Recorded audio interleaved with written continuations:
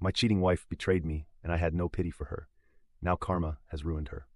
Hey everyone, before we dive in, I have a quick favor to ask. If you enjoy content like this, please hit the subscribe button. It's free, supports the channel, and ensures you never miss out on amazing videos. Alright, let's get started. I have recently started to wonder if my wife might be cheating, but I'm not sure what to do from here. I have no concrete evidence, so I don't want to confront her or bring it up in case nothing is happening, or to avoid having her hide things better. It's just been small things and a gut feeling. About 4 months ago, she began working out more and became much more interested in her appearance. She is very attractive, but never really wore much makeup or styled her hair elaborately. She has also started being protective with her phone, which I know is a concerning sign. Normally, we freely use each other's phones, but now it never leaves her side, and if I ask to use it to take a picture, she tells me to use mine. She has also been staying late at work more often, and has taken a few more out-of-town business trips in the past 4 months. She hasn't initiated any intimacy and only gives me brief kisses. I tried to initiate a few times, and she either rejected me or was unresponsive during the act, which made me feel worse than an outright rejection. I brought up the lack of intimacy a while back, and she attributed it to exhaustion from being a mom, work, and working out. She promised to try to do better and kissed me that night, but nothing has changed. I've wondered if it might be some kind of midlife crisis. There's a guy at her work I suspect could be an issue. My wife used to talk about him a lot, but stopped mentioning him a few months ago, although I know they still work closely together.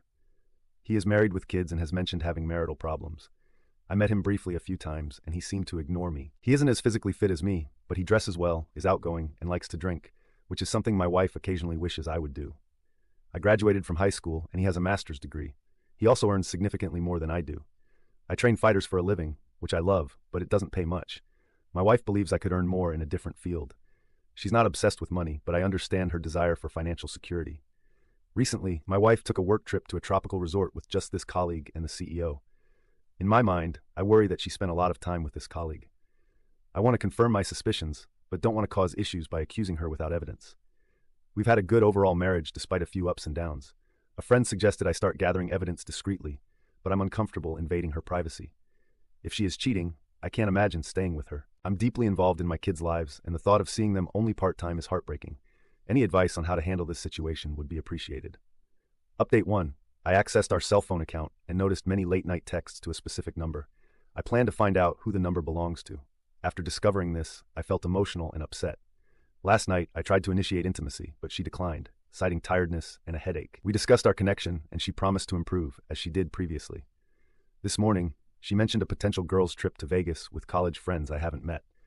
I'm starting to see a pattern, but I'm still unsure. I finally did some snooping and looked at the detailed cell phone records online.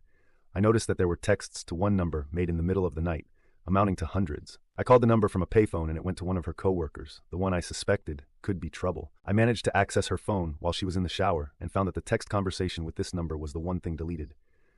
Also, that guy's number was saved under a female's name in her phone. I am now very worried about the out-of-town trip she took where this guy was present. I had to leave the house to cool off. I managed to compose myself enough to come home, but I don't know what to do from here. If I confront her with what I have, she will probably explain it away. I'm uncertain whether I should try to gather more evidence quietly or confront her sooner. I am really, really angry. I am furious at her, but also feel a strong urge to confront the guy.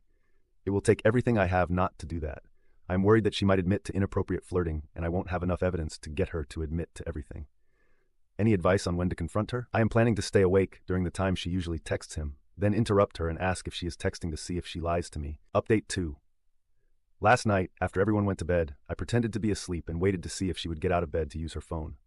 Sure enough, a little after midnight, she got up and went into another room, closing the door behind her. I waited a few minutes, then quickly opened the door and walked in, saying I couldn't sleep and asking what she was doing. I caught her mid-text and stood over her too quickly for her to delete anything. I saw her slowly try to hide her phone. She said she couldn't sleep either and was texting a friend. I had a plan and immediately put it into action.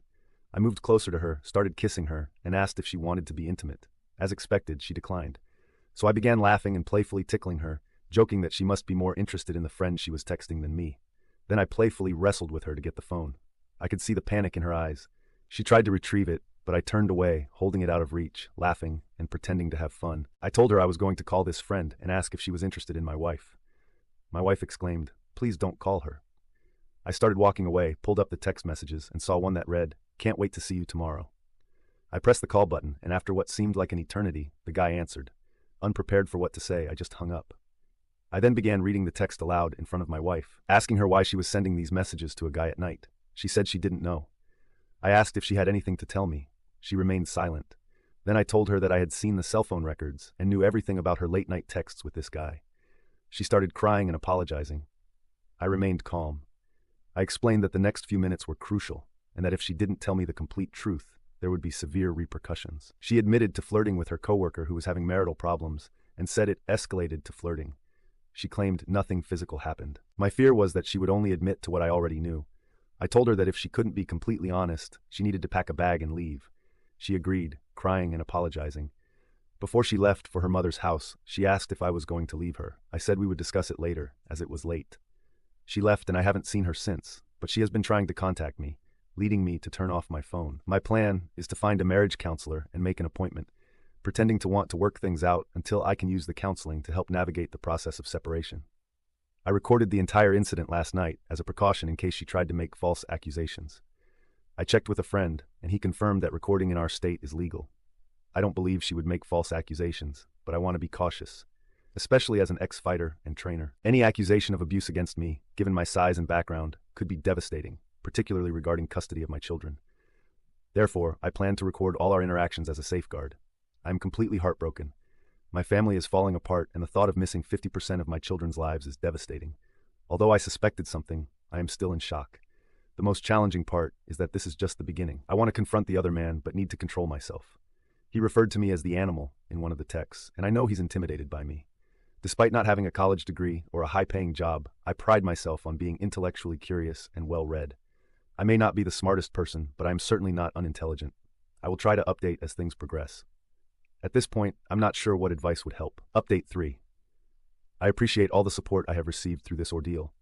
I'm going through a lot right now, and wish I had the time to respond to the advice and words of encouragement sent my way. To update, my attorney friend recommended a lawyer specializing in family law.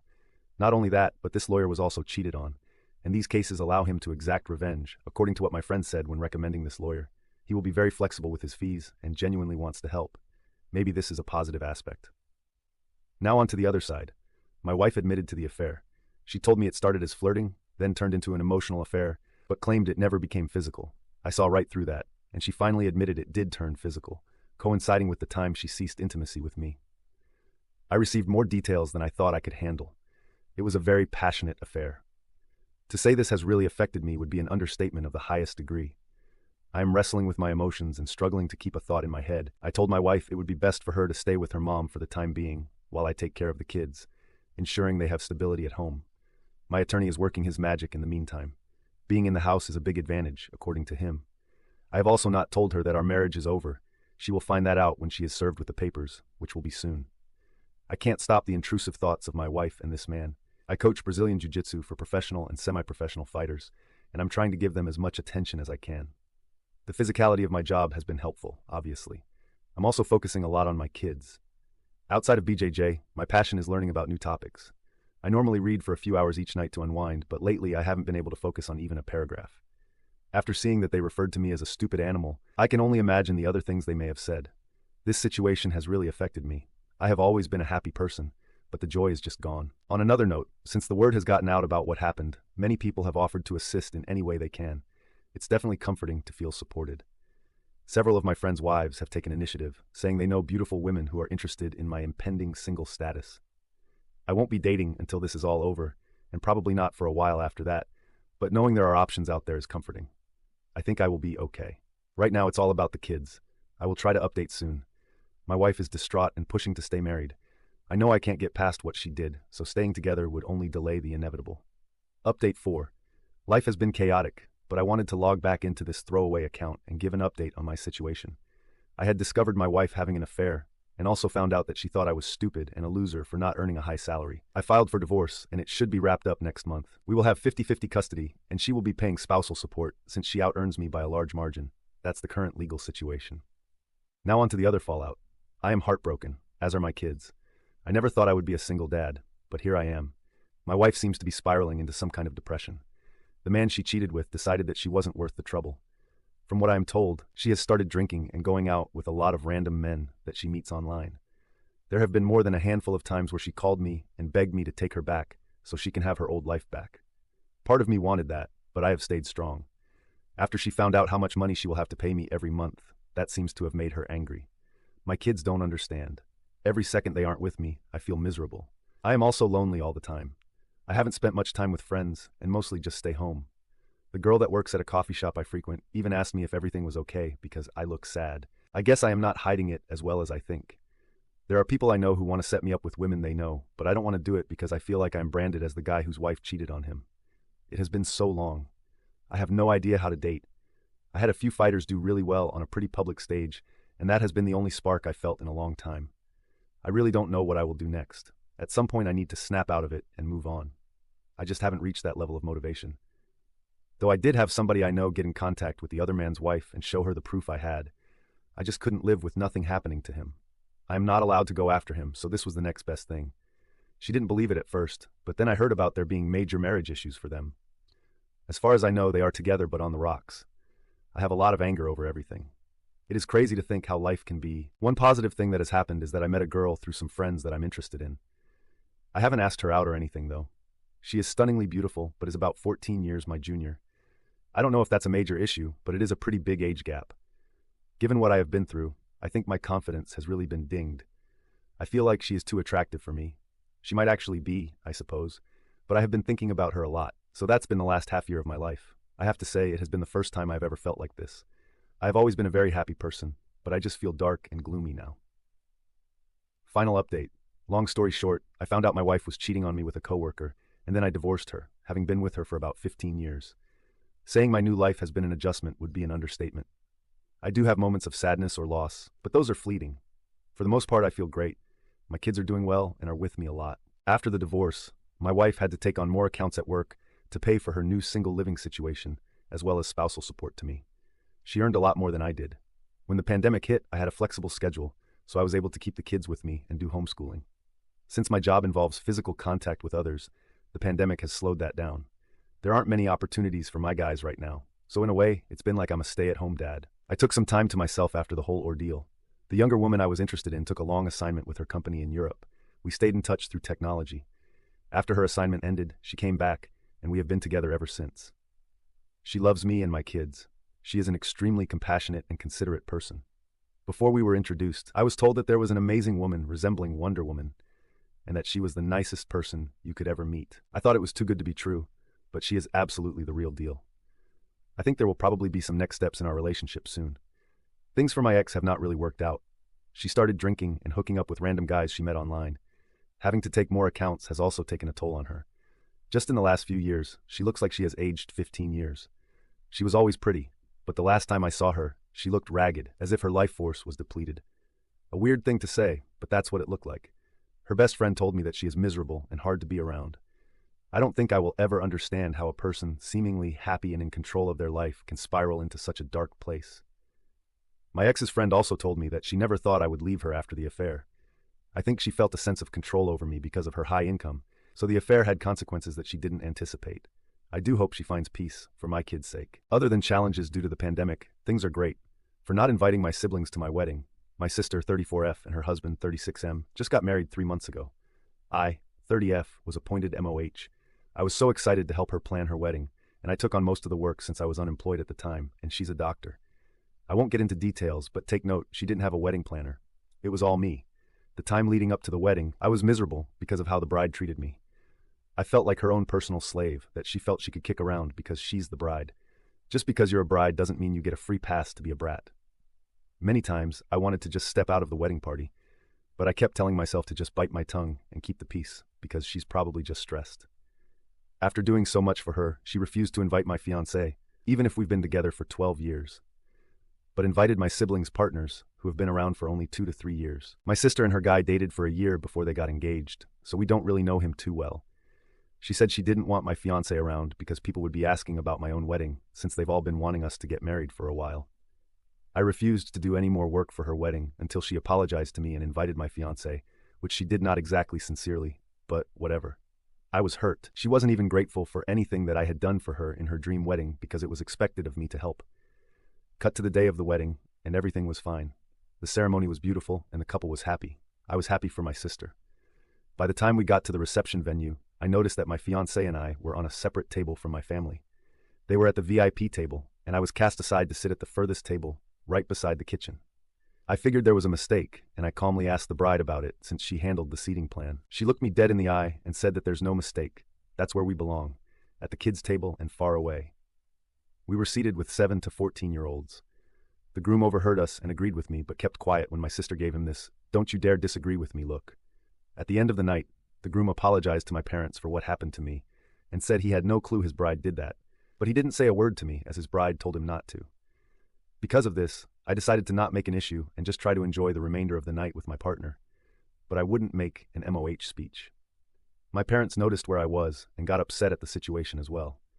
My siblings knew very well I wasn't at their table but didn't bother looking for me or wondering why I wasn't seated there. When they heard I wasn't making a speech, my 2 brothers walked to my table to tell me off, saying I had to understand my sister and the stress of being a bride. Be nice to her because it's her special day, and you're only a bride once. Yeah, right, I bet they'll divorce. That I'm a disgrace and a disgusting disappointment for not doing a speech for my sister. That I would make my sister sad and I was being selfish, making the night about me, when I was literally quiet in our corner. Needless to say, I wasn't having the best time, so we got up and left.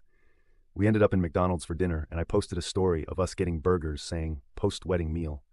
I made sure I posted it after the reception ended, to not make it look like I ditched. But my siblings saw this as an attack to my sister somehow. Up to this day, the bride says she did nothing wrong, and her reasoning for putting me there was, 1. I didn't plan her wedding exactly like she envisioned during the process, so I deserved to sit there when I was doing everything she told me she wanted.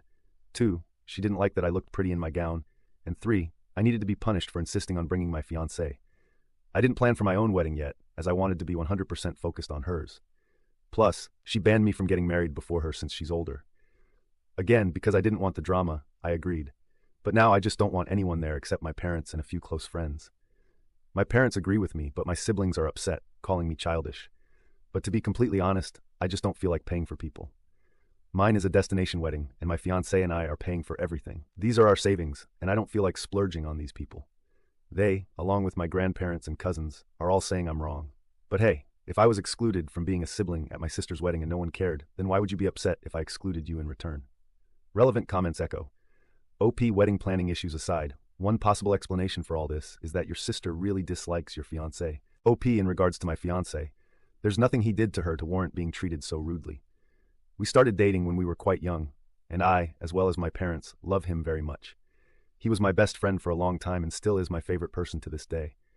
My sister always hated that I had a boyfriend before she did because she believed I would never get married because of my disability. I'm epileptic. Her husband was her first boyfriend, and she married him right away because she wants baby ASAP, since she's already 34, and her goal was to be married before 30, to the point that she started planning and booking vendors even before he actually proposed to her. So basically, she's pretty insane. Her actions are always based on jealousy and the fact that I shouldn't be able to have things if she hasn't had them first, because she's the eldest.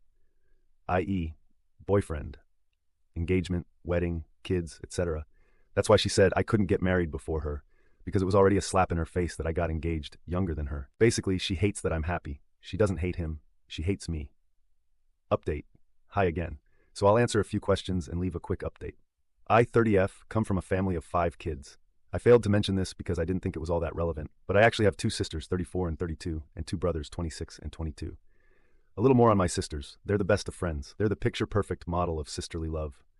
While I'm the middle child with 2 younger brothers, why did I owe Gray a yes to being MOH?